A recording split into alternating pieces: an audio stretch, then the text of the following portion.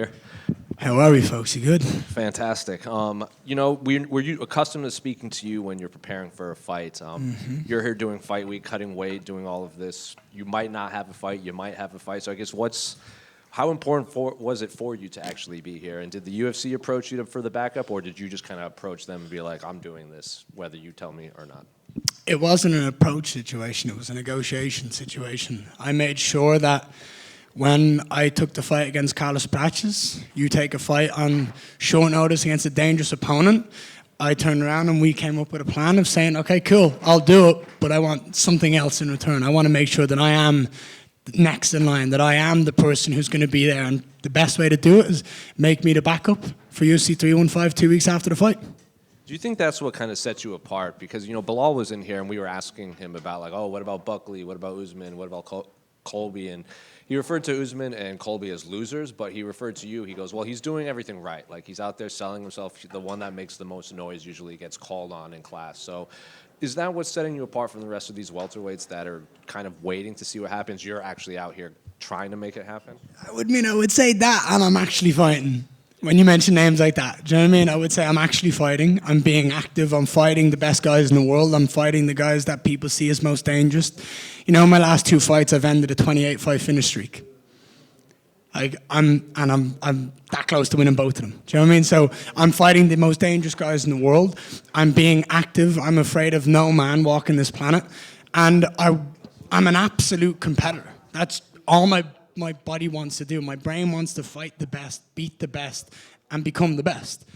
Belal is the champion of the world, and I think from everything that I've seen from him, obviously I don't know the guy personally on a deep notice, but like seems to be a good human, seems to have his mind switched on and isn't into kind of some bullshit of mentioning stupid things. And I think for him, it would be a smart move to want to fight me next. Because I'm going to do all the heavy lifting when it comes to selling the card. I'm going to do all the heavy lifting when it comes to putting on a show. I'll do all the noise. All he has to do is show up so I can win the belt. And, how annoying has it been to, because we asked both Jack and Belal this, like, it seems like Saturday is going to kind of decide the fate of 2 weight classes. So even in your case, like, say Jack does win, everyone assumes Islam's coming up, skipping the queue, and he's getting the title shot. So have you talked to like you talked about, you negotiated this spot. Have you talked to the UFC, like, if I weigh in as a backup and don't fight, is there something else waiting for me after this? If what you are saying is right, and Jack does win, let's put this hypothetical idea out there, Jack does win, and Islam wants to come up, everyone takes a back seat. And you go, okay, you're the number 1 pound for pound in the world, you deserve that ranking, you deserve that status. If you want to come up and fight for that belt, then everyone will sit back and let you do so, because that's the respect that man deserves. But I believe Belal wins this weekend. And when Belal wins this weekend, there ain't a bigger fight to make than me and Belal. And I want to do it in his back garden. I want to do it in Chicago. I want to sell it out. I want to be the guy to do it, and I want to take his belt in his hometown. That was going to be my next question. How enticing does that sound to? It might. Belal has, to his credit, has wanted to stay active. It's his body that hasn't let him stay active. So, do you think that is a realistic possibility? Like, I'm sure Belal will want it. I think if he puts his mind to it after this fight and he gets out of here relatively unscathed, I don't see why not. I had a 5-round fight 2 weeks ago, mate. I'm here. So I think if he wants it hard enough, he can make it happen. If he doesn't want it and mentally he's like, oh, that's a tough one, I'll say I'm injured. Then it all depends, you know what I mean? We find out often how tough people are mentally when opportunities like this come about. I think for him it would be idiotic to not want to fight in his hometown and defend his belt on home soil, regardless of who's in front of him. That's like offering me a fight in Dublin and going, would you fight anyone in Dublin? And me going, oh, I can't. I'd tear off a leg and still fight in Dublin if I could. Then just last one for me. It seems, your son has stolen the spotlight a bit yesterday at the partner day. He was running around with microphones trying to interview everyone, giving Jack candy. So I guess is he aware of how popular he's become? And what do you and Layla make of how popular he's become on the internet? So we have this kind of talk all the time about, like, my son. And he is just trying to be like his dad. That is all he is trying to be. He is just seeing what his dad does. He has the exact same energy as I do, and he is just copying me. Dude, when I tell you last night, we left this hotel and decided to walk home, and I took maybe about 50 photos with fans on the way home. He was getting annoyed that he was not getting photos as well. I had to take him out of his buggy and take photos with fans and him because he just wants to copy everything. If I lie down on a massage table, the kid wants a massage as well. Last night I was up getting a massage with Heather with the PI with my whole team with me, and he's like, Olivia, can I have a massage? Do you know what I mean? He goes into the gym, he wants to lift weights and squats. He goes into the gym, he wants to hit pads. Like he is a mirror. And as a father, I've learned that everything I do will be reflected in my son. And if I curse, my son will probably curse. If I do and treat people in the right way, my son will do the same. If I say my please and thank yous, it's setting a good example to him. When I'm doing everything that I'm doing, it's hard not for him to want to copy daddy because he's seeing how much fun I have and how much dedication. But yeah, the kid's a superstar. Whether he knows it or not, like he's a superstar and he steals everything. He steals all the shows. Any fear that when he has to go to school, he's going to start like wheel kicking people out of nowhere? Dude, I have seen him already when we go to like some play areas. I have stopped some like bad situations already. Like I see what he's about to do and I'm like, do not need that kid in the head. He's just, again, because him it's just playing like at the end, this is another one I think about, right? I go to sparring. So I'll spar in Brazil or I'll spar in England or wherever I am in the world. And I'll use Marco Tullio for an example, one of my good friends. Me and him will try beat the shit out of each other for 5 minutes. Then we'll hug each other afterwards. We'll sit down. We'll chat about it. We'll go get food afterwards. He has the same idea. Oh, well, my dad does it with his friends, so why can't I do it with mine? I have to go, yeah, the kid didn't sign up to do that. You gotta understand it. So we'll figure it out. But it's a process. He's still only 2.5, which is mental, but we'll get there at some point. Yeah, brother. What's the energy been like with Jack Del Matalena recently? Because we've seen like your son brought him the candy's been brought in here today. We asked him about it and he kind of avoided it. I don't know if he seemed annoyed, but he was kind of like, you know, I try to avoid him. You know, I don't really want anything to do with the guy. But then he also said, unless we're fighting, then I'm going to get right in his face. I think that's a perfect Jack Del Matalena response. There's nothing really straightforward about it. It's kind of weird. It's kind of questioning. There's no real straightforward answer. Look, I believe Jack will show up and fight. Do you know what I mean? I don't think he's afraid of a fight. I can tell the guy's always ready to go. I've seen his fights prior to, and I know that he knows how to fight. I don't think he necessarily deals well with the entertainment side of the business or the hyping himself up is a bit dry, but that's the person he is. And I'm not here to comment on who, like someone else and who they are. That's the way he approaches the game. And if he goes on a title run and defends the title 10 times, it doesn't matter what he does on this mic. It's what he does in the octagon to a certain extent. Me and him are two different people. I'm not going to sit here and comment about his approach to the game. As long as he goes in and backs it up in the octagon, that's really all that matters. As somebody who wants the same thing as Jack Del Matalena, which is obviously that UFC welterweight title, is that part of your strategy to kind of get in his head as much as you can to take a little bit of his focus off Belal Muhammad this weekend? I think me just being here is taking both of their focus off each other. I think me being here, they're both a bit more frightened about me than their opponent. Because the truth is, I've shown back to back on short notice that I'll fight anyone, anywhere, anytime, and I know how good I am. And I'm so good at dissecting opponents. I'm so good at getting into that octagon and fighting the fight I want to fight, that if I was both of them, I'd be afraid that I'm here too. And then finally, like, do you encourage somebody to kind of push back on you a little bit? Like we saw the pizza with D-Rod, we've seen the M&Ms. Like, are you waiting for the day that somebody does something back towards you, like just banter-wise? Listen, I'm Irish, so you push back, I push back more, and it's a never-ending cycle, and it will never stop. I often have to like tell my team to stop because if I get going, like I can't control it. Like, dude, you want to know the truth of what we wanted to do? We wanted to hire a pizza truck and put it outside the hotel, and I wanted to say free pizzas for anyone named Jack Del Matalena, but we had to have like a license to sell stuff, and we were like, we tried to do it, and I just thought, God, that would be so fucking funny if we could pull something off like that and just create good content, wind people up, be interesting, because fucking, we've also said that we had a conversation last week in Kansas about it and stuff. The UFC has no lack of good fighters. Like, you can look at any fighter in any roster, they're all good fighters. They're all the best in the world, that's why they're in the UFC, and they're all striving to be the best.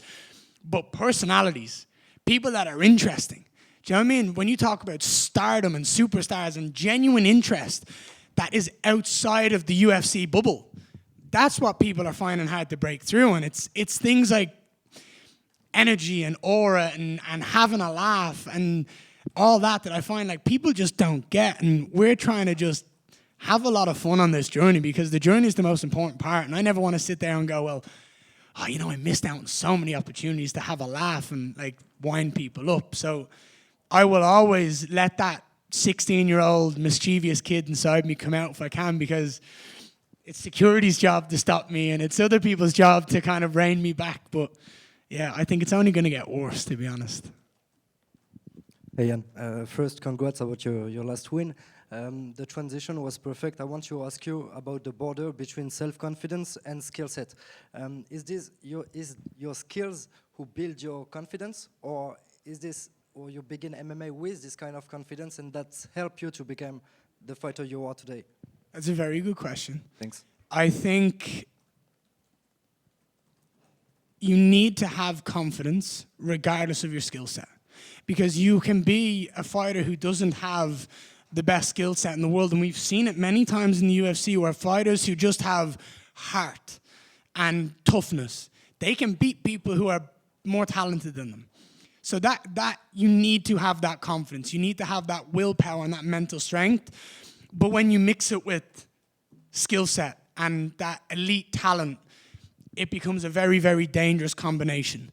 And that's when you start to see people like John Jones and like Anderson Silva, who just become dominant and untouchable because they have this aura of, I know how good I am, I'm going to show the world, and I have the skill set to back it up and beat anyone, anywhere, anytime. So I think confidence is the first thing you need to have, because you can build your skill set. It's hard to build a confidence, and the more you naturally have it and the more you genuinely believe it, the better it is. And last one for me, like, do you have no injuries after your fights? No, I'm good. I've told everyone this before. I approach this game a lot more professionally than most in this world. I maintain a healthy diet. I maintain a professional attitude inside and outside of fight camps, because I always want to be ready.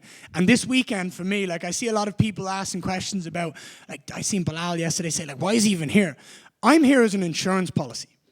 I'm here as an insurance policy to make sure that all the fans that have paid for tickets to this event, all the people that have paid for this pay-per-view, if something happens, which we've seen many times before, let me take you back 3 months ago to Islam Makhachev versus Arman Sarukian. If something happens, they're all going to get a better fight than they paid for. So that's why I'm here, because I never want an opportunity to come my way, and because of my own choices, I can't say yes. So for me, I will always be ready. And last one for me, is the media training important as wrestling, boxing today in 2025? You talk about character. How important is to have one today for a UFC fighter, no matter which ranking? Again, like I said, there's many good fighters in the UFC. There's many great fighters in the UFC who are phenomenally talented in this sport. But I believe being able to speak things into existence, being able to talk well and connect with the audience who are watching is something that's so important. I believe a lot of fighters don't understand the importance of it, but if you want to be someone who can control the narrative and someone who can garner attention outside of the sport, it brings a lot of power when you step into that octagon, when you have negotiations. You know what I mean? When you look at the biggest stars in the world, you know what I mean? They can pretty much make whatever they want happen because they have that power. If Cristiano Ronaldo wants to go to any football team in the world, he can, because he's Cristiano Ronaldo. Everyone knows what he can do when he gets on the field, but he has this power outside that is levels above everyone else. And for me, I just want to be the best version of me. I want to stay true to my character, but I also want to make sure the fans understand who I am. They see the love that I have for this game. They see the fan that I was of this sport in that octagon, when I'm sitting there going, this is what we live for. I'm in this octagon. I've been there many times against my opponent saying, this is what we're here for. This is what we dreamt about. Let's go and put on a show. So for me, I think it's super important as well. Thank you very much. And one more over here. I think unfairly, some fans might, they might consider Belal maybe not the most exciting fighter. Jack might be the more exciting fighter, like, in the fight.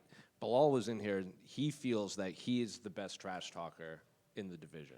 So for you, I guess, which would be more, this is Belal's words, not mine. Which would be more interesting to you? I know you want the belt, but would it be the build-up with Belal or the fight with Jack that would excite you more?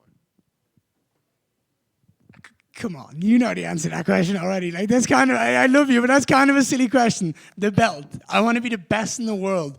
Anything, anyone, I don't care who it is, I don't care how they got it. If they've got the belt, that's what I want. That's it. If Jack wins this weekend and he gets the belt, I couldn't care about Jack. It's the belt that I want. If Belal wins and he has the belt, I don't care about Belal. I care about the belt. I want that belt so I can control this welterweight division and I can do what I want when I want. And I want to be active. I want to fight the best of the best of the best. I want to keep that momentum going. I've talked to you guys about consistency. I'm the second most active fighter since I made my UFC debut in the UFC. The second to only Alexis Poitin. Do you know what I mean? He's at 11, I've had 10. Do you know what I mean? I am as active gets. I fight the best guys. I've got 5 wins against top 15 right now. I want to fight. I want to prove that I'm the best by beating the best. I want to hold that belt so I can fight the next best guy time and time again, and I can have those legendary, like, title reigns where you look back and you see, because for me, the greatest of all time in the Mount Rushmore, they've all eventually moved up, but they've ran through their division. The John Jones, the Anderson Silvas, the GSPs, the Mighty Mouses, they dominated the division until there was no one left, and then it's, okay, let's go up and have that super fight when the time is right. Ian right here.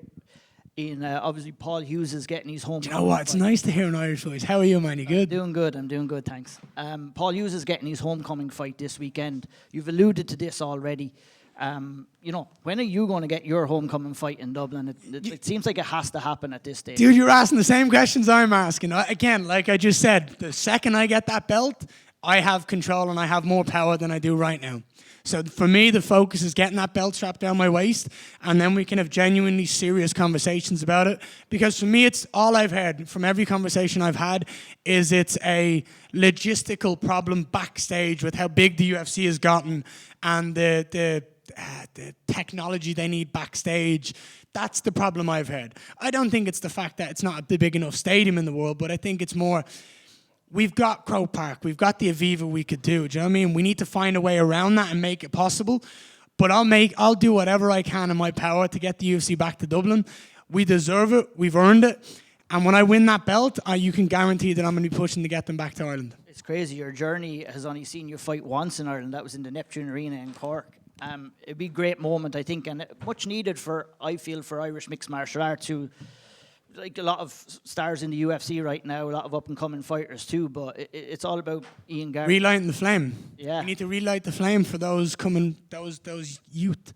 There's a lot of people, you know, I'm the first of a generation that watched Conor McGregor on the rise. You know, I'm the first of a generation that's made it to the UFC and that's doing everything that I've dreamt of doing as that young 16-year-old kid sat in my bedroom in Dublin, Ireland. We can create that again. And we need to have an event in Dublin, Ireland, because kids cannot travel across the world. They can't travel across the world and soak up and feel that energy in that environment. The Fighting Irish is a phrase for a reason. It's in our history, it's in our blood, it's in our DNA. So to bring the UFC back to Dublin, Ireland, it's a dream and a goal of mine, and I'm not going to rest until that happens. I don't care how it gets done, it will get done, and when I have that belt, I told you, I have a lot more manipulation, a lot more power. Ian, last one from me. I think following your career, you've always taken great pride in how you prepare for fights, breaking down your opponents, using their skill sets, what they're good at against them, right? That's been kind of taken away in recent times because you're fighting at such short notice. You've less time to prepare. Do you think it's just the UFC that have given you these opportunities, or now you're at a certain level that, you know, you can just take on anyone at any time? Someone asked me this week, what's the biggest lesson I learned from the Shavkat fight?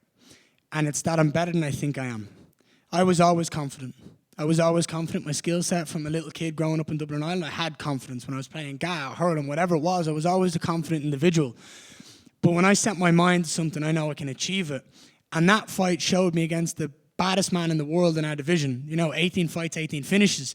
A lot of people didn't want to fight him. I said, fuck yeah, I'll fight him. I'm not afraid of anyone. And I went in there and I brought that man to the wire. and I very nearly won that fight. Obviously, I didn't, and I'm not saying I did right now. You know, it was 3 rounds to 2, but on short notice, I proved that I deserve to hang with the best in the world. I'm better than I think I am, and that gave me more confidence to go out and fight practice on short notice and to be able to show up here 2 weeks after a 5-round fight. I'm able to fight the best in the world whenever I want, and I'm able to do what I want because I'm aware of the talents that I have. And God gave me talents. I'm simply here to show the world what he gave me and put on a show. One last one for me, actually. There's a lot of people will say you're not a finisher, but you've gone in there against Shavkat. He's injured his knee after the fight. You've gone in against Carlos Praches. He's a broken foot after the fight. So, you know, you might not be finishing fights, but you're definitely going out there and doing damage when you get in the cage. Listen, those 2 individuals are 2 of the most dangerous opponents in the world, right? You put them in against 99% of the rest of the division, they win, right? I can tell you this. Carlos Praches was not a nice energy to stand across that octagon from. He was game and he was ready and he was mentally violent. I could feel it. But I went in there and I ended a 28-fight finish streak, twice in a row, against Shavkat and against Carlos Praches. And I went out there and I did things that the world didn't know was possible against both of those guys. I out-grappled Shavkat. I outstruck Carlos Praches. And I did it, both of them, on short notice. Do you know what I mean? You give me a full camp, what do you think is going to happen? I'm going to be far more well-prepared. I'm going to be far more excited. But that's now in the past. I know what I'm capable of doing to the entire division. I want to go out there, have fun, put on a show, sell out pay-per-views, sell out cards wherever I go. Do you know what I mean? I don't even necessarily want to be on pay-per-views. I don't want a paywall. I want to put on a show for the entire world to see.